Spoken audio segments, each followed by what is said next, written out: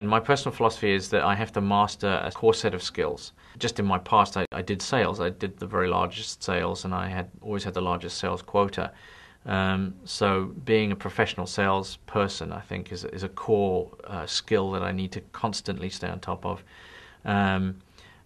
Being a market strategist, I think, is a skill that we need to stay on top of. So, often I'll just actually read about market strategy, but focus on actually performing market strategy on each assignment, making sure that gets done.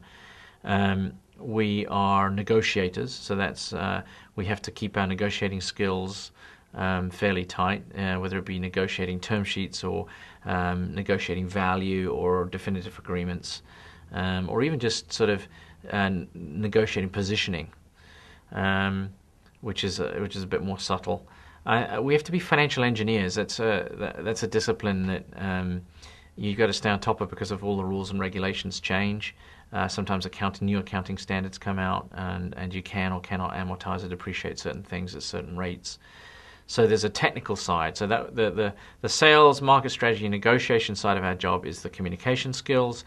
Then we have to stay on top of the skills required to execute transactions. So that would be understanding intellectual property law and the law around contracts, understanding financial engineering and all the appropriate accounting policies and tax issues around financings or the actual deals themselves.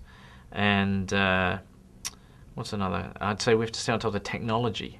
This is the most challenging thing because it's constantly changing. And that's the most interesting part of our job. I think the reason that I do this job is because I'm always seeing new companies all of the time. So we see probably about 120 new companies each per year. We'll have discussions with or get product demonstrations of.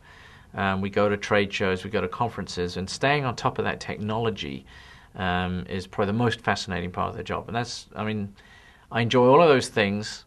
It's rare to have a job where you can do all of them. And so I love my job. And as a result, it makes you a consummate professional because you're just dedicated to the job.